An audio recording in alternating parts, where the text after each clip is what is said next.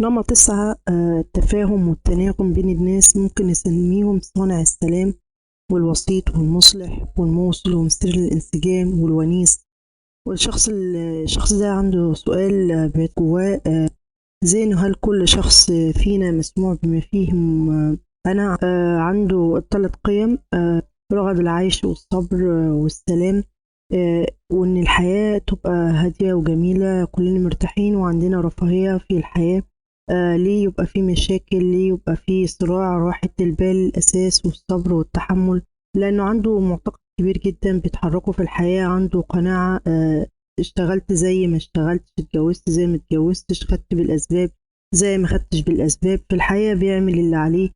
هو عارف في يقينه عملت زي ما عملتش في الآخر إن يقينه اللي ربنا مقدره ده اللي هيحصل، مش مقدر مش هيحصل، أو إن مقدر والنصيب هشوفه. هو عنده معتقد إن العالم لا يقدر الجهود والسلام وراحة البال، الرغبة الداخلية اللي جواه، العثور على السلام والاتحاد والاستقرار الداخلي وراحة البال، إننا نكون إيد واحدة. الخوف اللي بيحركه التعرض للإيذاء أو إن يسيطر عليه الآخرون، الاستسلام للآخرين، بيخاف من الانفصال زي مثلا بينه وبين حد علاقة متوترة، بيواجه نفسه كده بتلاقيه يقول لنفسه أو الطرف الآخر إحنا زي الفل، احنا مفيش مشاكل، احنا بنحب بعض، وده بيخليه يعيش بأوهام الاتحاد إننا زي الفل شمعة. حتى لو الطرف التاني بيعمل فيه وبيسوي وبيخلي، بيقعد يقول لنفسه خلينا كده متحدين، استحمله، ومش بيعرف ياخد موقف من الطرف ده أو يواجهه أو يوجه له أي موقف أو ياخد منه موقف ليه، ويقول لك خلينا كده مستحملينه.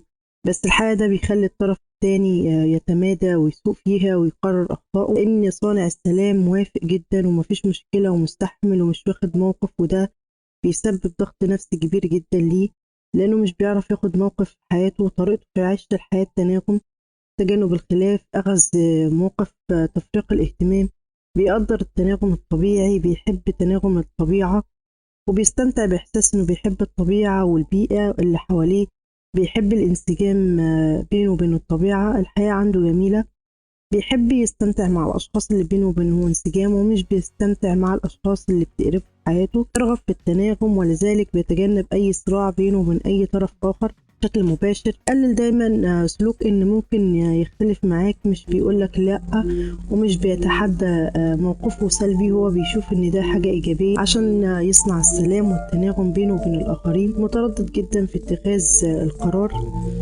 شخص بتستعين بيه الأشخاص أو بتستعين بيه الناس كراجل أو كشخص وسيط في الصلح لما بيكون في خلاف، وبيعمل دور التوسط بشكل كويس جدا. عنده قدرة فعلا يتم التصالح بشكل كبير جدا. في ناس بتبقى متخيلة ان الشخص ده مش عنده أهداف طموحات أو خطط، ولكن هو عارف ان ايه المفروض يعمل ايه وازاي يعمله، بس هو بيحب يريح دماغه وبيشوف الناس تعمل ايه الفترة دي، وبيدخل معاهم بيشارك وبيتناغم معاهم، بيستجيب لرغبات الآخرين أكتر من رغبته. يعني طول الوقت بيقول للآخرين عايش على أي حاجة الآخر بيعملها، مش بيعرف ياخد قرار في وسط مجموعة. يعني ايه رأيك فلان ناكل كذا أو كذا، شوفوا انتم هتاكلوا ايه وأنا معاكم، مش عنده رأي واضح في وسط المجموعة.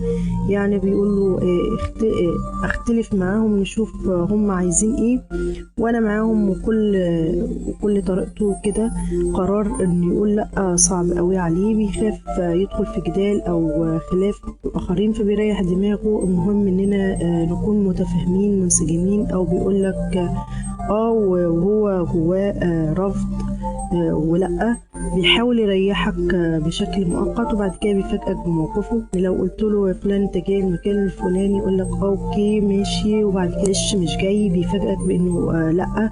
بيسمي السلوك ده في الانياجرام بالسلوك العدواني، وهو اللي بيريحك على دماغك، ولكن في حقيقة الأمر هو مش هعمل حاجة يا ماما حاضر، وهو مش هيذاكر، هشتغل حاضر وهو مش هيشتغل أصلا، هخلي وهسوي وهعمل، وهو بيقول أعمل، بس هو عنده نية عدم الفعل، وده حاجة بتسبب خلاف بينه وبين الآخرين، تعمل فجوة خاصة لو في الشغل، وهو هتلاقيه يقولك مبرر ما انت اللي أجبرتني على كده. عنده مهام معلقة مش بينجزها ولا بيخلصها، بيبدأ يشتت تفكيره، يشتت تركيزه، ويشتت طاقته، لأن هو بينزل يتمشى، يتفرج على فيلم، بيعمل حاجة تانية أقل أهمية، بيضيع الوقت، يقعد يفتح التلاجة، يقعد يعمل حاجات مضيعة للوقت، يدخل ينام يقلب في الموبايل، مش بيخلص المهام المطلوبة منه.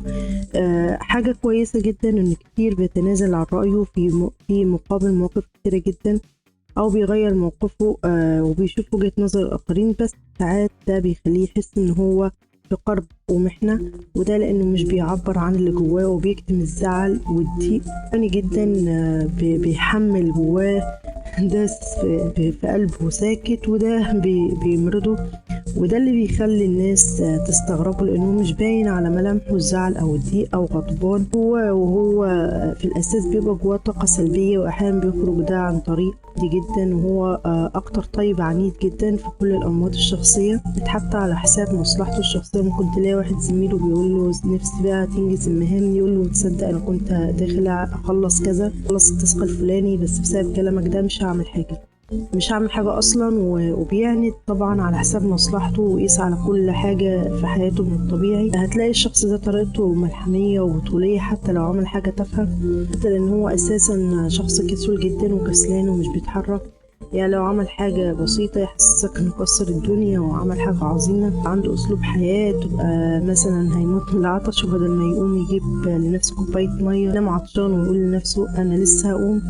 لو اللمبة بتاعت الأوضة ولعت تلاقيه بينادي البيت كله عشان حد يطفي اللمبة. مجاش حد عادي هينام وهيسيب اللمبة لتاني يوم، ده اللي حد تاني يوم مش عنده مشكلة في أي حاجة خالص.